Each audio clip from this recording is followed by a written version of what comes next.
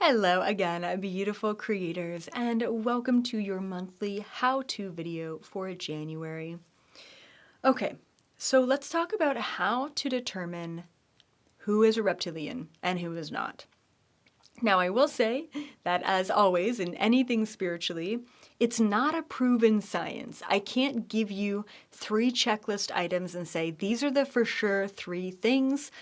I can kind of discuss with you how I was able to determine shapeshifters in my own life and then kind of base the teaching off of that. But, I mean, I want to say that I'm not an expert in this, but I would say that, yeah, I do have a lot of experience in it, probably more than most, I'm going to assume. But like I said, it's not like what I do all the time. Okay, so the first indication that I always have, regardless of, intuition is always present, as you guys know, but regardless of intuition, regardless of channeling, regardless of tapping in, the first inkling always, like the first sign of a reptilian shapeshifter, is actually how they look. And how do I say this? Like, I can't say that if they have piercing blue eyes, they're for sure a reptilian shapeshifter. Like, once again, it's not a proven science. It's not like everything I'm going to bring up is like for sure, like, and then all of a sudden you're like, oh my God, I have so many reptilians in my life. Like, you gotta really go with your own intuition on this. However, there are these signs. So mostly when I'm like watching TV, I'll get a vibe. And like it's to a point where even my wife and I will look at each other and be like, you're picking up on reptilian, right? Like that's for sure a shapeshifter. And like we'll both, like, she'll even mention it first and I won't say anything, and then, we're both thinking the same thing. So once again, these are common signs of a reptilian, but not everyone who has these features are a reptilian. So once again, grain of salt, use everything with your discernment. What I tend to find is like really kind of usually broad, masculine, or even sharper features on a face. A lot of the time, like really high cheekbones. There is something with the eyes. Like sometimes you'll see photos of people that look like they have really dark or even black eyes. And sometimes I'll see like a newscaster with like really, really bright blue eyes, which once again doesn't mean really anything. The color doesn't really mean anything, but it's like the depth of the eye. Like sometimes I'm just like watching maybe a newscaster or something, and it's like it feels really cold, or it doesn't feel like the soul is there, even though reptilians do have a soul, but like it's like this hollow or shallow sort of feeling that I get. And for me anyway, I truly believe that the eyes are the window to the soul. Like the easiest way for me to channel is looking at someone. Even if they're in Germany and it's through a video call, like I can really feel into their soul just by seeing them. And I really do feel the same way about, really, everyone has that ability to tap in intuitively. And so that's what the eyes, there's something about the depth, the connection, the presence, the soul behind the eyes really says a lot. And I know that for like a newscaster or celebrity, they're reading off of a script or whatever, but I don't know. It's like you can really tell. What else? Same thing with the eyebrows. Like sometimes they're like really sharp features. Like sometimes I'll see like even like, I want to say the Rothschilds, like there's a couple of like these old white men. And what I find too is as they get older, their features look more reptilian. Like if you see like a 20-year-old like celebrity or like musician who's like fresh faced and like bushy tailed, and it's a little bit harder to see the influence or the impact of the reptilian soul. But as they get older, like honestly, Queen Elizabeth, you could tell like her eyebrows started to go pointy. Her eyes got beadier and blacker. And the teeth. I didn't even mention the teeth. Once again, not all people who have this feature are reptilians, but sometimes you'll catch the teeth even shapeshifting on camera, or you get a photo of like, they look like little toothy pegs. Like they get sharp. I don't know how to like, I don't know. They get like fucking, like a crocodile, like crocodile teeth, right? They get kind of spaced out and sharp. And like I said, as we move forward, there are going to be more and more of these reptilian shapeshifters not being able to hold their form, which means more photos, more videos, more caught on camera reptilians in the future. Without a doubt, I am making that prediction right now. And, which is so exciting, because they are unable to hold their frequency and hold their form on the planet, and there's going to be more and more of them shapeshifting on TV and on media, more and more of them are no longer going to be on media, which means that yes, they could be replaced with clones, which is totally a possibility, or they're just not in the limelight at all. I mean, well, I'm not in that world. I was going to say, when's the last time you saw Beyonce?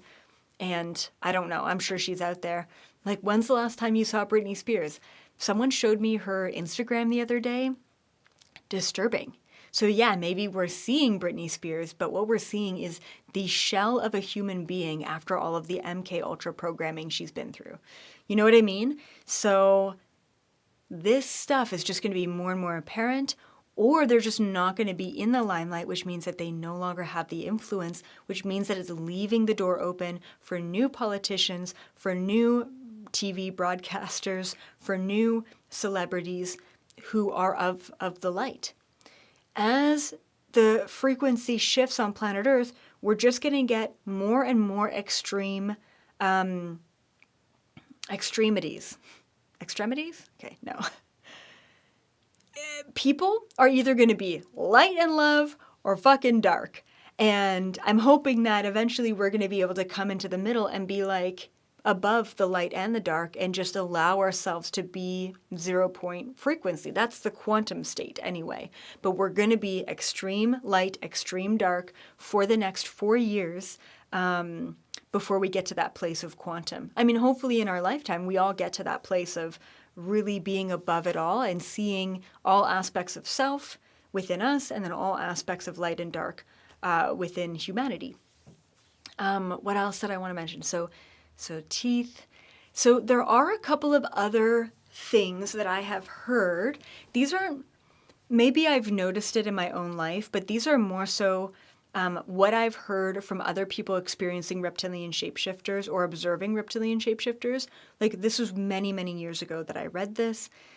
So once again, take it or leave it. There's something about the blinking, the amount of blinks that a reptilian shapeshifter has. Now, this can also be applied to clones, and that's why it's a little bit of a loose concept. So apparently reptilian shapeshifters and clones don't have to blink as often. And I have seen some politicians just literally, they're talking for a minute and a half and they haven't blinked once, and they're just talking like this, and their eyes are just open. I can't even do it. And they're just staring at the screen. And I'm like, yeah, that's not human. Like, that's creepy, right? So there's that. And then what else? Oh, yeah. And I have noticed this as well myself. Okay. Reptilians have a very long tongue. Okay. Like really, really grossly. Like they can touch their, whatever. They can touch their nose and stuff. But what tends to happen with reptilians who have a very long tongue is it's hard for them to keep their tongue contained in their mouth. It sounds weird. So when they're talking, they have to be in form in order to talk properly with their tongue, whatever, aligned. When they're not talking, okay, how do I say this? Okay, here's what I've seen from personal experience and then also like observing the online like different videos and stuff. They will be playing with their tongue in their mouth. So it'll go like this.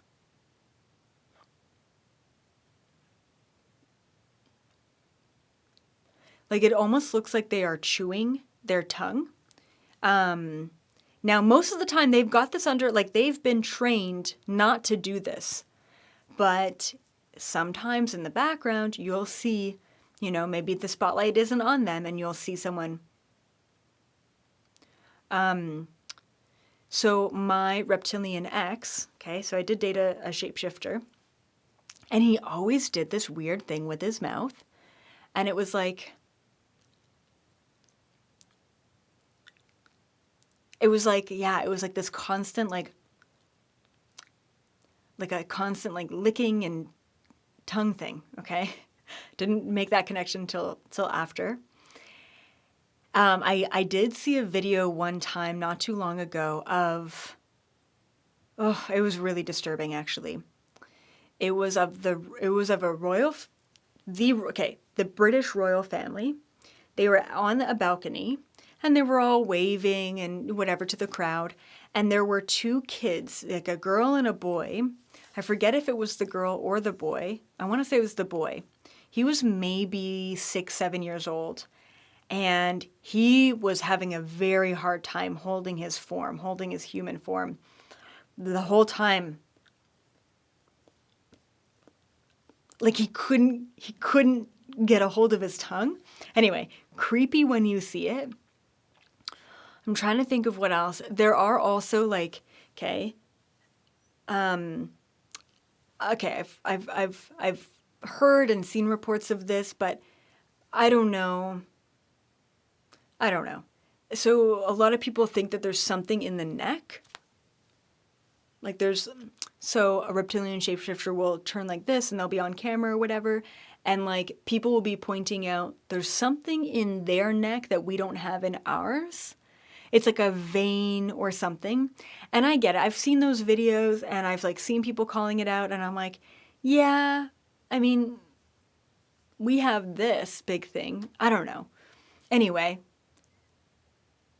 I have seen ones where, and of course, I mean, the biggest physical experience of a shapeshifter is like their eyes shifting into slits.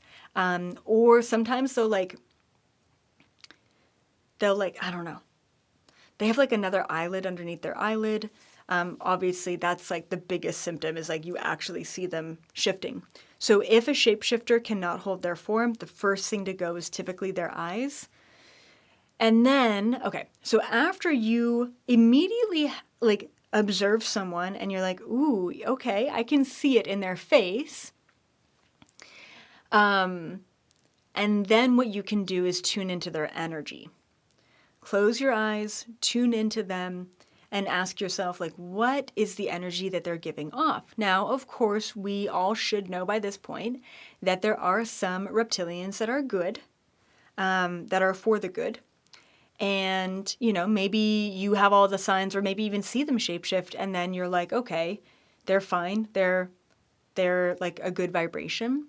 But most of the time you'll feel some darker vibration. Now, for me as a clairvoyant, it's a little bit easier when I tune in because I can see what's going on with them.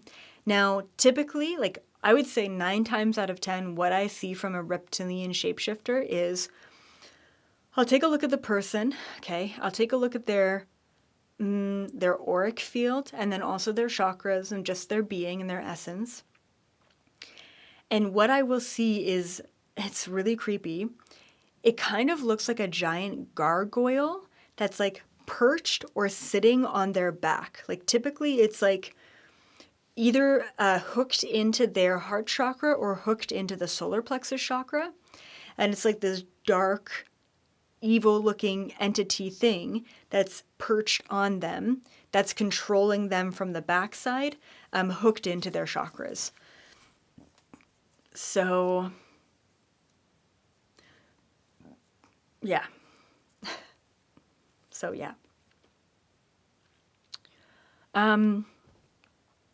Now, I'll give you a little experience before I close off. That's essentially, oh yeah, okay. I didn't even get to this. So yeah, I mean, you can tune in if you're clairvoyant, awesome, you can see some stuff. I always want to say like just a word of caution when tuning in, because in a lot of ways, reptilians are very similar to other paranormal things, like maybe entities or ghosts or spirits that are just kind of free roaming. Reptilians can tell if you notice them. I don't know how else to put that. Like, they know when you know. And so just be careful. But that's all. Yeah. Okay. Personality traits, right? I mean, a lot of people who don't necessarily see the reptilian visually, like their facial features or a shapeshifter, or maybe they don't really feel the vibes, you can just observe someone's personality. And like I said, just because someone has these personality traits doesn't immediately make them a reptilian shapeshifter.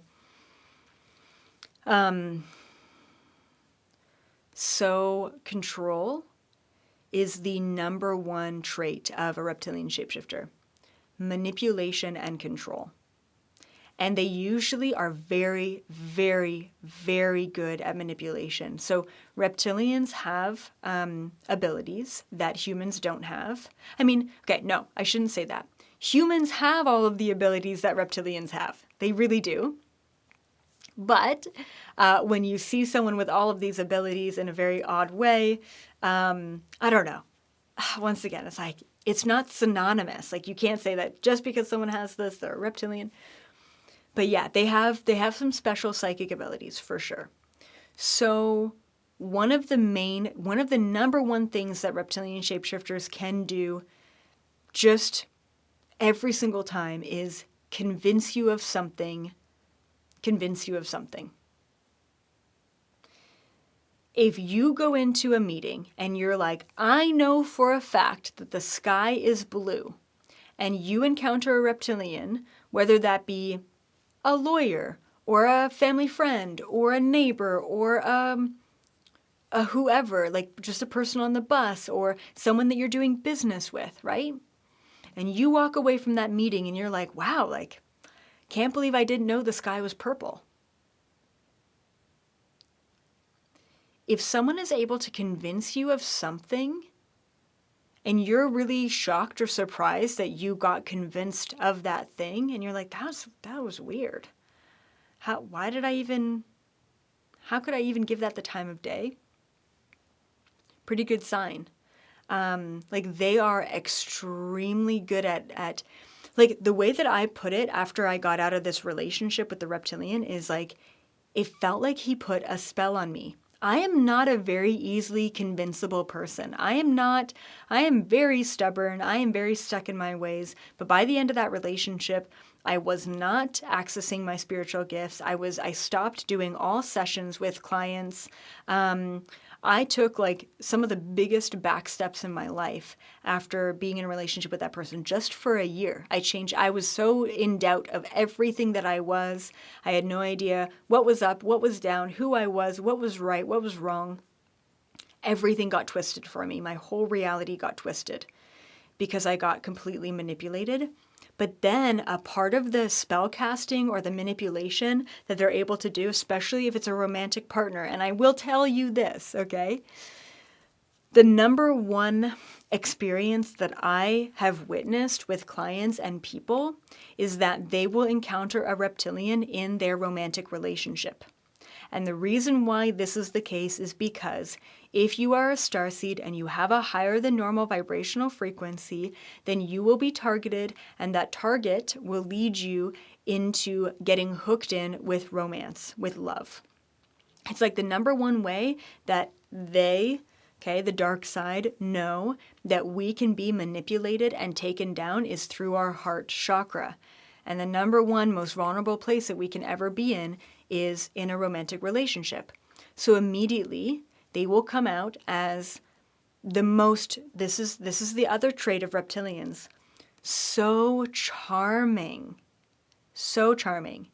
When I broke up with my ex, my whole family was like, oh, well, why did you do that? He seemed like such a great guy, like movie star type of personality. He had everyone laughing and everyone was having a good time and he was such a charmer and he made himself out to be the best guy ever, and he was a protector of mine, and he was good for me, and all of these things, And so charming, so manipulative, so controlling, but not in an overtly controlling way, just in a very subtle, quiet sort of way. And then what else? What else as far as personality? Like I said, they'll twist everything that you think you believe. They'll twist it around so that you're very confused. And that's the solar plexus chakra. Like they will attack your sense of self and understanding of the world. And what else? Very attached and possessive, very extremely possessive over you. Another thing that I've noticed as well with a lot of reptilian shapeshifters is they will, especially the men, and for whatever reason, I find more men than women as shapeshifters. And that's not like, I don't want to be sexist, but like, I think that the reptilians who are here to kind of fuck shit up, they feel more comfortable or more confident in a male body. Like their souls align better to male because I think reptilians are just more masculine. Reptilians will also prompt a sense of fight or flight in you, right? They want to bring you down to their vibrational level so that they can better feed off of you. Reptilians are also extremely sexual, very like a succubus type of energy, and they will feed off of your orgasm. So you may look back and say, yeah, that relationship was really controlling and manipulative, but wow, the sex was amazing. Yeah. Amazing. Why? Because they were sucking your energy during that time. Okay. There was something else that I was going to get into. What was it? Possessive. Yes. Wanting possession over you. And that goes hand in hand with the control, the attachment. What else? Oh, yeah. Okay. A lot of reptilians, some of them are like really stable and really high-powered individuals, like a lawyer or a politician or whatever. And once again, they're controlling and manipulative and charming and whatever. There are also reptilian shapeshifters, like everyday ones, that are so unstable. They can't hold down a job for their life. They're kind of drifters. And one of the things that I've noticed, especially with the men, is that they will inseminate anything that walks. So a lot of the time, you'll meet a reptilian shapeshifter, and they'll be like, oh, you have any kids? Yeah, I have 8. By like 8 different women that are all over the world, because that's just what I do. They have like this need to spread their seed. It's like gross to say, but it's true. And is there anything else about a reptilian? I think that's it. It's really, really, really, really, really tough to get over them. It took me probably it took me about 4 years to get over a year-long relationship based on the amount of control and manipulation there was in that relationship. And once again, I'm a person who will cut cords and move on. Like I am so not attached to anything or anyone. And holy shit, that took forever because of the spell casting. Literally, he put a spell on me. It was crazy. Oh, reptilians also have the ability to manipulate our past lifetimes. This is where it gets kind of fucked up. So you might think that this person in your life you've been twin flames with, you're an old soul with, they've been there in lifetime after lifetime after lifetime. And that's actually not the case. I mean, this is a really deep entwining, but they're basically able to project false past lifetimes into your own mind for you to think that the connection is it's incomprehensible or like incomparable to anything else you've ever had. For me anyway, I think because I am so strong-willed, the manipulation was very, very entwined, very deep on all of the levels, just because they knew if they had one shot to get me, which was through my heart, once they fuck with you once they manipulate you once, especially through romantic relationships, there might be some of you who are thinking, I've never had that before.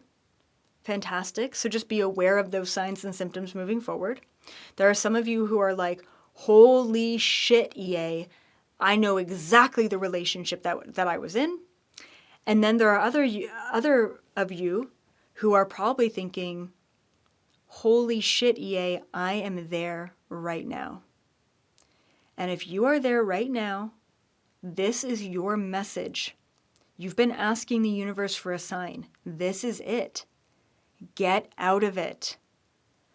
I don't want to say that, like, I don't care if you have kids or not, because I do, and you need to have those kids with you, okay? But do not stay in that kind of relationship for any other reason. It's time for you to get out. And for those of you who had that relationship in the past, congratulations. Once you go through it once, more often than not, more likely 80 to 95% likely to not have to go through that again. The reason why is because you've learned. Especially now that you're connecting a reptilian presence to that person, you can then spot them very easily moving forward, and you will not be manipulated again. The reptilians in relationships are actually way more common than we would think. When I met Nat and I was telling her about my reptilian ex, she made all of the same connections to a reptilian ex that she had. And she literally said, I also had a reptilian ex, and that was my first introduction to reptilians. So it is much more common than we may think, all right? So yeah, hopefully this video was informative and helpful. Thank you as always for being here. Keep up the good work. Sending you so much love. Until next time, I will see all of you in the 5th dimension frequency.